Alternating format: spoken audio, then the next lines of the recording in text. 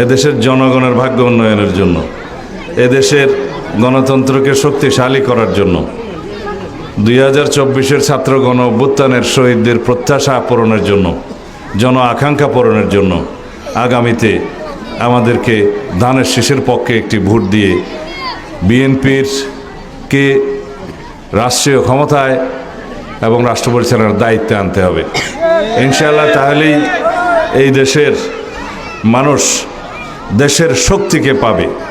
BNP এই দেশের মানুষের গণমানুষের রাজনৈতিক দল। বিএনপির যা কিছু উন্নয়ন পরিকল্পনা, রাষ্ট্র ভাবনা, দেশের নিরাপত্তার ভাবনা সব কিছু এই দেশকে কেন্দ্র করেই।